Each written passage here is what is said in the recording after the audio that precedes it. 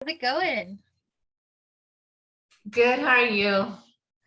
Good. I was so excited when I got the email from White Bear PR about bringing you on.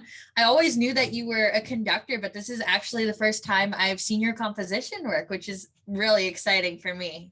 Yeah, well, this is really, well, thank you for having me. This is like my very first major studio project. So I didn't really have, enough opportunities to show my work as a composer yet, because, my works has been, I don't know, my works have been rather smaller scale. So this is like, yeah, so it's a little overwhelming, the scale that this one is at. All the publicity and stuff, I'm not really used to it. A little scary. Yeah. Uh, but I'm sure you've, at least seen it from the sidelines a little bit with Freddie. Yeah, and Freddie told me, because I showed him the email that you wanted to talk to me, and like, oh yeah, she's good, like you're in good hands. So, okay, good, because like I'm terrified of speaking, to strangers. And this is going to go on record. And I think that the thought is like terrifying, that somebody will actually listen to what I'm going to say, and it's going to stay. So, but Freddie said, don't worry about it. She's going to take good care of you. So take good care of me, Sapphire, please. You got it. Well, one thing I think I kind of have an advantage of with doing this show is I am a composer myself. I'm in my fourth year of my BA in music composition, actually. And I've done a few indie films, and this show, Chatting with Creators, the general audience is actually music students. So this is really, a kind of platform where you can go as deep into the nitty gritty as you want. And if you say modulation instead of key change, people are still going to know what you're talking about. It's all good. That's nice.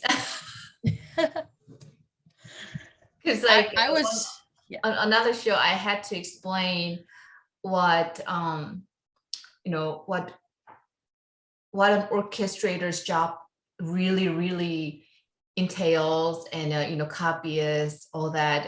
And then I thought, oh my god, like I never thought this could be completely foreign to regular people, because like we just use it as like very normal terms. But yeah, what does that mean to other, like people outside this small circle?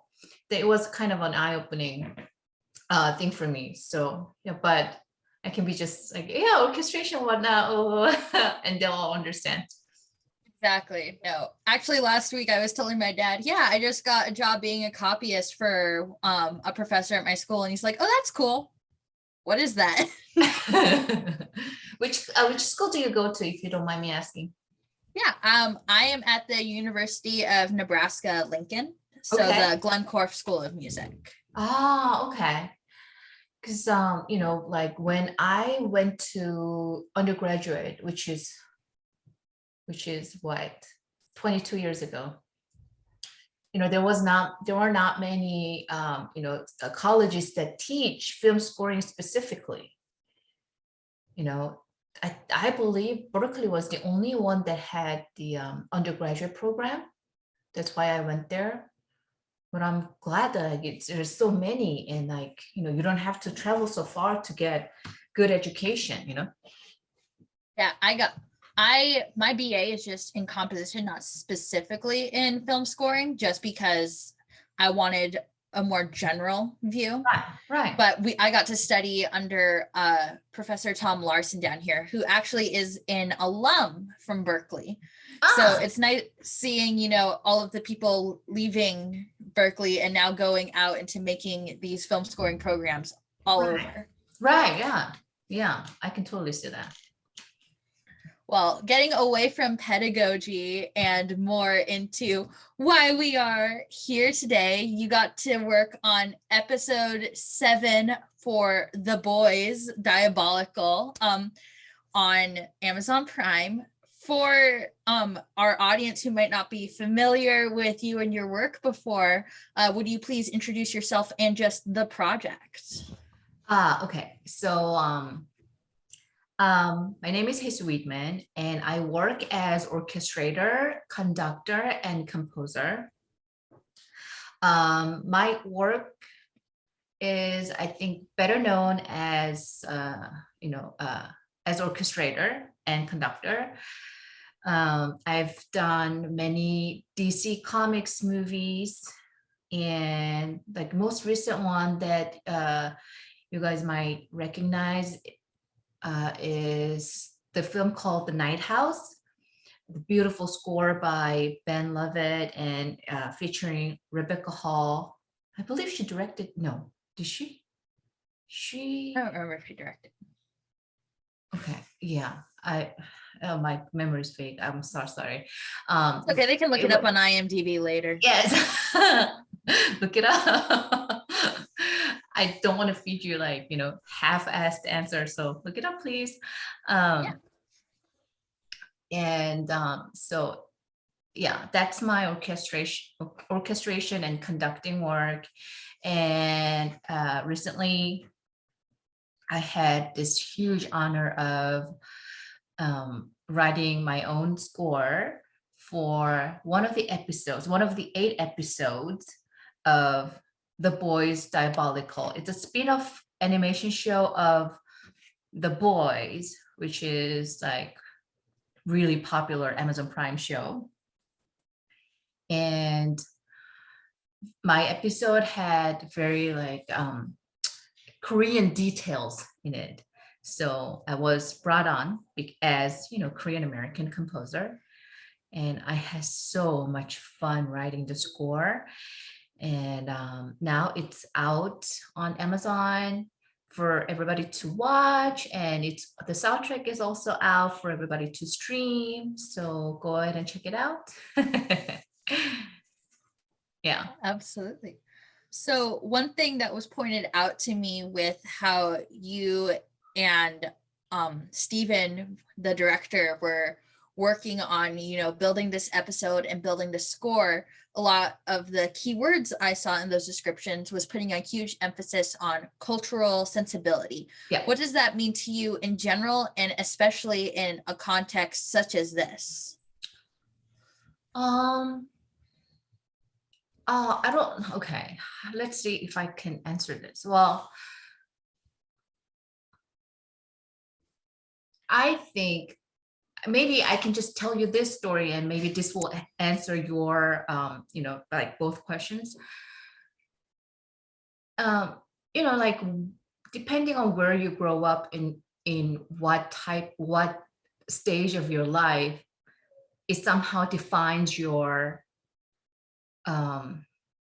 sensibility, I guess, like, the culture, like what culture affects you. And for me, I was born and raised in Korea, so it's still in me, right?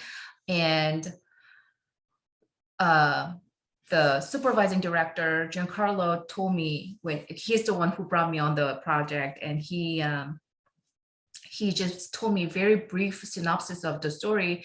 And this is about a story of two Korean immigrant old couple, and like a little bit of story. And then immediately I thought, I wonder if I could use the Korean folk song called Arirang to be somehow, incorporated into the score, because their story and the little bit of, the sadness and having to say goodbye, all that really, I personally felt connected to the song Arirang.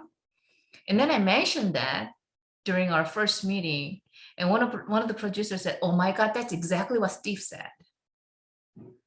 So Steve had the same idea of incorporating Arirang into our episode. So, and I hadn't even talked to Steve yet at that point. So I thought, okay, I guess this is why he brought me on.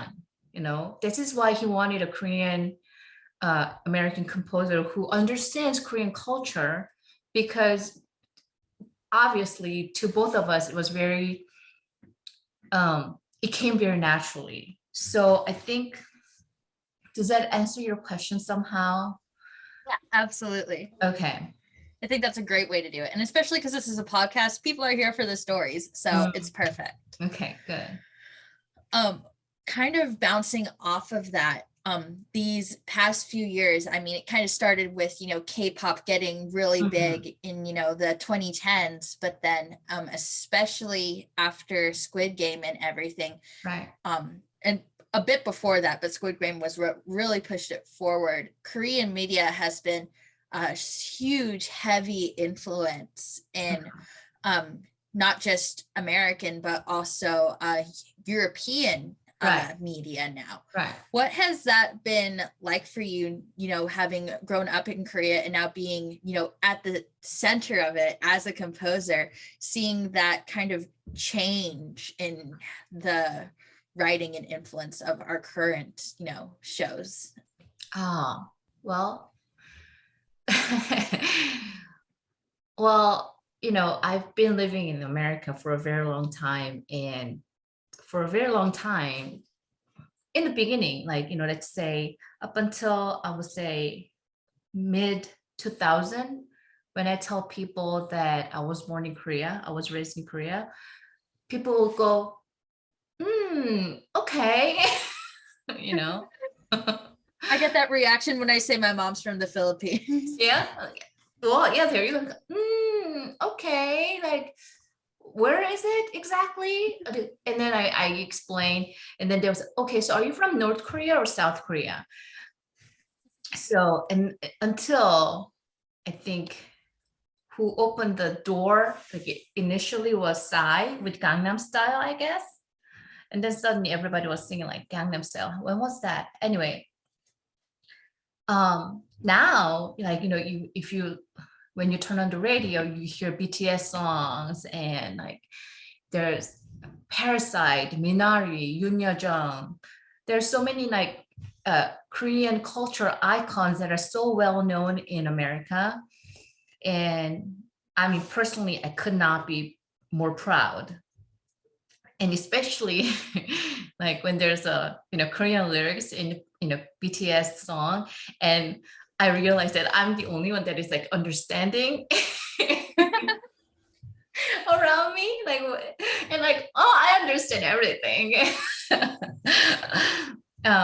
So there's a little moments like that. I feel really proud, but it wasn't always like that. There were times, like, my full name is Gemma Hyesu Wiedmann, and there were times that I was questioning myself if I'm limiting my opportunity to go by Korean name. But like right now, like, oh yeah, I made the right call. So yeah. That, yeah, it's really cool to hear that story. I myself, growing up as an Asian American and the child of immigrants, I've seen, kind of these like, the shifting tides of how it works, especially because so many people on my mom's side of the family are involved in the entertainment business as well. Oh, wow. So they've got, mainly in the fashion world. I'm the only musician. Ooh, fashion. So it's been interesting to see the tides changing, though. Yes. I will admit, I have had times when people have wrongly asked me, so do you understand the BTS lyrics? I'm like, no. Wrong kind of Asian. Yeah, but they're trying. There was some effort. Yeah, but I have we have to admit that, right, compared to the climate 10 years ago, 15 years ago, like, this is awesome. I'm raising 2 children who are half Korean, and I tell them to be proud to be of their heritage, and I hope that they carry that for the rest of their lives. And I think the world is somehow, going towards the right direction in terms of, all the troubles that we had to deal with as earlier generations. Yeah, absolutely. Yeah. Do your kids understand when you guys are listening to the radio yet? Yeah. Awesome. Well, not all of them, but I would say like 70-80%. Well, some of them are just, words that come with age too. So Yeah. I'll admit, I'm fluent in English and I still listen to a lot of music and I don't understand what the words are and I gotta go look it up. So I do that too. That's like hearing problem. Right? Yes, I get the comment sometimes where they're like, you're a musician, shouldn't you be really good at hearing? I'm like, no, I have just ruined my ears. Yeah, we all, I think, have the same problem as musicians. Like we listen to music, so it's often too loud. And we have to always, like Fred and I, like when we work at night, we wear headphones because the kids are asleep. And then we would, meet in the bedroom and then we were like shouting at each other. Wah! And then like, shh. So, yeah, I understand. Well, kind of getting back into more, that technical aspect of composition. One thing I noticed was you started working with the Budapest Symphony Orchestra before you actually, got the film. Yeah. How did that kind of, change the, typical composition process? Did you actually end up writing to picture, or was a lot of it, composed before you actually got the film? Like, what was your process like with, actually bringing the score to life? Okay. So when we had the first initial meeting with all the executives, this is when you discuss which direction they want the music to go in, right? And they basically gave me a blank canvas, which is like the best thing that could happen to a composer. But at the same time, I felt like I was just thrown into the universe with no direction to follow. So because they wanted something experimental. Now that can mean so many things, right? So I was I asked questions like, oh yeah, sounds good, but do you have any like reference? Like how experimental are we talking? Because are we talking about like Arrival kind of, the music for the film Arrival, that kind, or oh my God, what's that movie? The War of the Worlds kind of experimental, because it could mean so many things. And so one of the producers mentioned There Will Be Blood by Johnny Greenwood and Joker by Hildur. And so I kind of got really vague idea what they wanted. So I basically spent that following week in the studio creating this sound, that experimental sound, both with synth and orchestra, like string section. So I created an array of aleatoric effects and some very eerie sounding or intimidating sounding beds of sound with orchestra, with strings, and then that's what I recorded with Budapest before I started scoring. And then so I incorporated those sounds into the score, and then it becomes a lot of times it was used to depict the monster that you see. It starts slow, but all these effects you will see when it's in full form. That's when I really go full scale with the sounds that I created before I scored. So yeah, that's why we had two sessions, one for the effect sound before I even started working on the film, and then another one, my more musical one, that basically a score. Oh, that is so cool. When I was listening to it, I never would have guessed that some of those sounds were aleatoric. That is so cool. Yeah, I have fun with that.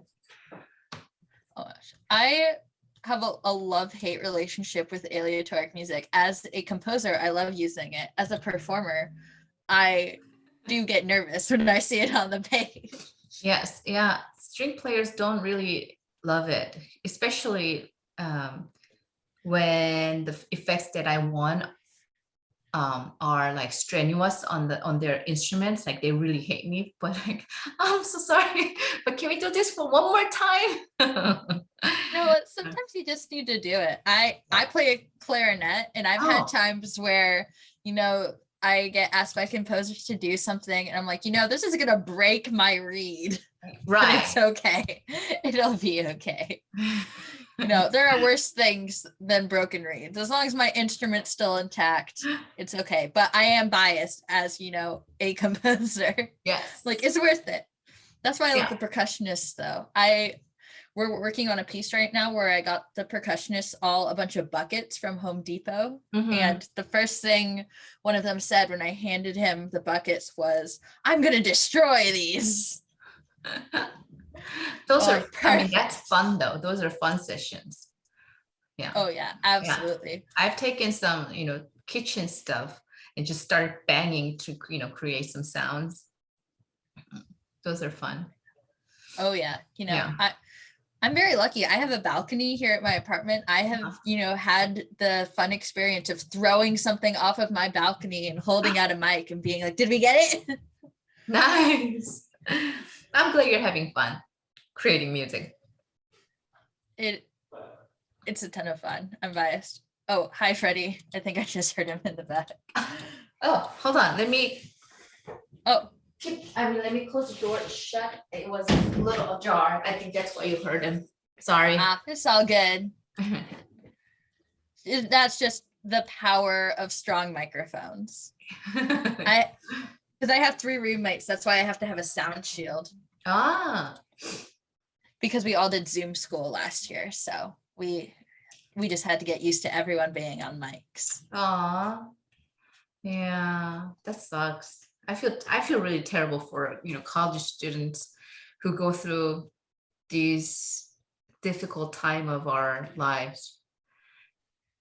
You know what? For me, it worked out because I, started the show, and now we're on season 3. Oh, that's when you started the show? Yeah, 3 years ago. Well, good for you. Yeah, actually, Freddie was on the first season. I think he was like the 2nd episode. So he helped me start it. Nice. Because I met him at Comic-Con before that. Because if you hadn't guessed, I am a very big nerd.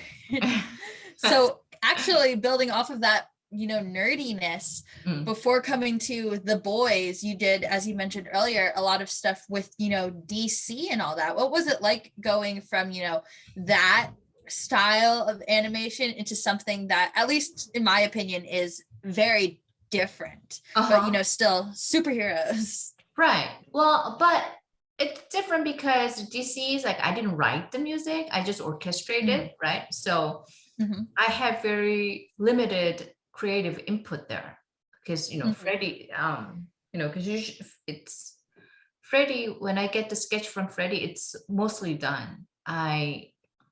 There's not much like room for me to go creative, although sometimes perk of working for husband, I just put my idea in and go, what does it look like? I mean, like, how do you like it? And so he says, okay, good. But what other choice does he have? So I sometimes do stuff that like I would not do when I work for other composers, like stepping over a line, but I'm allowed once in a while. So anyway, so I didn't write those, but so I think that's why it's different, more than any reason, because this is all me. Did you do all of your own orchestration for this, or did you have the experience of hiring an orchestrator? Oh, I did everything. I did Nice. composing, orchestrated, and then I even made parts. I even copied, but I would have conducted, but we couldn't get a session here in LA because of all the restrictions of, that comes from COVID and stuff. So we used Budapest. So I didn't get to conduct it. Even, if I had done that, it would have been perfectly like solely mine. But Oh, that's the perfect hat trick. Yeah. But yeah, mostly it was all me. Well, I'm sure everyone's going to is wondering the same thing I am. What notation program do you use for writing your parts in the score? I use Finale. Good answer. I was scared you were going to say Sibelius, which is the wrong answer. I'm glad that you like my answer because, more and more, people I talk to, like, you still use Finale? And I say, yes, well, I'm used to it. This is what I started, since 2001, and I'm used to it. I'm not switching over. And, with the set of quick keys, I work pretty fast. So yeah, I cannot imagine learning a whole another program and programming my own, shortcuts for that and then memorize. Yeah, it sounds a little too much. I tried using Sibelius for a whole hour, and then I was like, this is too hard, and I just switched right back to Finale. Same thing. I struggled for a day. I thought, because I know Finale pretty well, once I know where all the same functions are in Sibelius, I would probably catch up pretty quick, but I was very much mistaken. So I gave up after like day of trying. Exactly. Also, my professors also use Finale. So if I ever have an issue, I can just be like, hey, how do I do this? I came into college using just free programs, but I eventually shelved out my money for Finale because I realized I needed to use more than 13 instruments at a time. Is that all you can get with the free program? That's all I could use with MuseScore at the time because it was still in the early stage where it wouldn't let you change the size of the paper. And so everything had to be letter sized paper. And, having more than, 13 staves on a letter sized paper is just no good at that point. No, and 13 is already pushing on a letter size. Yeah. Yeah, exactly. 13 is if you have a lot of rests. Which, as a clarinetist, I usually do. I'm so sorry. I cannot say, I can't negate that. You know what? It's okay. That means that I have less to practice, which means I can spend more time composing. Right. So right. It works out. Good. Well, so I was curious, prior to this project, were you familiar with The Boys? Did you watch the live action series or anything, or was this a whole new experience? I did watch a few episodes because the premise was so interesting. So I started watching it and then I was like, okay, this is pretty messed up. So I didn't finish watching both seasons. I think I gave up I don't know, halfway. And then I hope I'm not being too honest on this. Maybe I should have said that.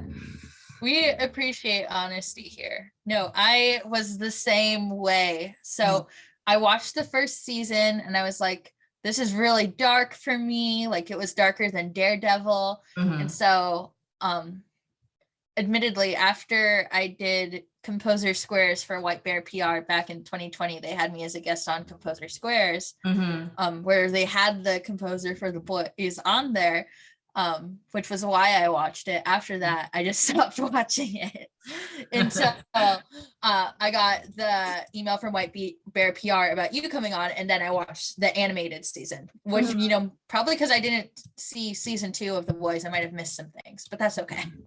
Yeah, well, this feels like, you know, this totally holds up as a standalone, I feel. So I think it's fine. Yeah. The thing about me I might have is just that missed some jokes. Right. The thing about me is that I cannot watch horror movies. I get too freaked out. Even though I've worked on like dozens of horror movies. So I have to watch it, you know, for me to orchestrate. So I would have the window like this small for me to watch on this, you know, on my big Logic or Finale. I mean, it was Logic, like, you know, big Logic window, like this small. And then I was just like, like a slanted look here and there to make sure that my orchestration is right. And The Boys, some scenes were really graphic, especially with the very real sounding sound effects and stuff. Like really freaked me out. So that's why I stopped watching. I think this was my project was, I could take it much better because it was animated, I think. Yeah. No, every time I had a horror assignment for my film scoring class, because I also do not contain horror very well, I would watch it and I would put in all of the hits I wanted into the, you know, Logic thing where you can put a note, a note in the markers. And then I would just stop watching the picture. And then at the very end, I would watch it with the score to make sure it lined up, that I hit the hits I wanted. You know, maybe do some beat mapping if I needed to, and then it'd be like, cool. But also, you know, that's a school assignment, not actual work. So, you know, I could get away with more. Yeah. So, yeah. No, I think it's a great idea. Like when I watch it for the first time, like the work that I have to do, I watch it with a very low volume so it doesn't like scare me so much. But yeah, anyway, we have to work around it, right? Exactly. Well, if it wasn't, you know, the animated gore that was the challenge with this assignment, what would you say was the biggest challenge with this score, with this project for you? The biggest challenge was definitely coming up with the sound palette. When they said experimental, they said they don't want anything, you know, too corny, too cheesy in terms of musical progression throughout the film. So coming up with the sound palette was the most challenging part. And once I had that, it was, you know, at times it was agonizing, but it was so much fun. Like I'm sure you experience that too when you score a film, when they're good films, like when it just flows really nicely, you follow musically that much, you know, that smoothly too. It's when the, you know, film is really bumpy, that's when I cannot really, you know, catch up with my own rhythm to it. But this was really, you know, very well flowing film. So once I had the palette, I didn't have that much trouble. That makes sense. Yeah. Well, this has been a really fun conversation. You answered all the questions that I had for you so well. This is something new I'm trying with this season of Chatting with Creators. Do you have a question you would like to ask me before we finish out? What's your all-time favorite score? Ooh, such a hard question. I feel like this answer changes like every month. I would say right now, It I know. is Spider-Man 2, the second Andrew Garfield Spider-Man movie, Okay. scored by the late Arnold Cohen, specifically because of the beautiful solo piano score that comes from the upside down rooftop kiss scene. I see. I've been listening to that like just in the car when I'm driving because it's been raining here. And it's just so pretty. I understand. And then 2 weeks ago it was How to Train Your Dragon. Oh, I love that score. Which one? 1, 2, 3. 2 will always have my heart, 2? I think, because I love singing the songs that are in it, because it was the first one where they actually had songs you could sing along to, and I got to play it in orchestra, so that's always just a fun experience when I get to say, oh yes, I remember playing this. Of course. Wow, that must have been nice. Mine is What's your favorite film? 3. That is such a good one too. The scene where, what's their names? Those 2 dragons, they have like flying scene. Do you remember? Toothless and the Lightwing. I always forget her name. Yes, Toothless and his partner. They like, this is where they connect and they fly through the sky, and the music over that scene is so beautiful. Just like it reminded me of Out of Africa, the flying scene in Out of Africa, John Barry. Remember that? Yeah. Because that scene is like really dear to my heart, and that scene in How to Train Your Dragon 3, it really reminded me. I remember like because I took my kids to the theater, and I sobbed because, oh my God, this is so beautiful. And kids were like, Mommy, why are you crying? They're like, this is a happy moment. Oh, this is a happy moment. This is so beautiful. Yeah. One of my friends, she wrote her music theory thesis 2 years ago on the music from the How to Train Your Dragon movies. Oh, wow. That's interesting. Is it like published, or? I think she did publish it. I'll have to ask her where it is, but yeah, it was 2 years ago, my sophomore year. She was when she finished it and defended her thesis, and that was her whole musicology thesis, was about the 3 How to Train Your Dragon scores. Nice. I want to read it. Me too. I actually haven't read it yet. Because COVID happened and I got distracted. Right. Yeah. COVID changed so much. Well, thank you so much for joining me today. It was fun to finally get to have a conversation with you. And I loved this episode of the series. And I hope I get to see you doing more, head composer work in the future. Well, maybe, hopefully, yes. I feel like it wasn't an interview, but more like I was just chatting with you, very informal way. So I hope that I wasn't so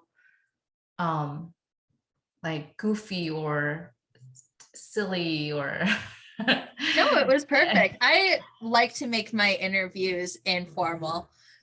I am not one for, just, sitting down in my, business chair. I'm actually sitting on a ball right now, to be completely honest. I'm sitting on an exercise ball. I like to just have, a chill conversation. That's why the series is chatting with creators. Good. Yes. I feel like I chatted with a friend rather than, being interviewed. So it was fun for me too. Awesome. Well, maybe, who knows, if you guys go down to San Diego for Comic-Con, I'll get to meet you in person. Oh, maybe. Yes. Let's see what happens. Yes, ma'am. All right. Well, thank you so much. I'll chat with you again soon. Bye. Bye. Hey y'all, thank you so much for tuning into this episode of Chatting with Creators. You can check out Gemma's website in the description below, or just going to hyesu.wiedmann.com. You can check out my information on the link tree. Make sure to hit that subscribe button if you're on YouTube, and as well as the subscribe button if you're listening to here on Spotify. Talk to you later. Bye.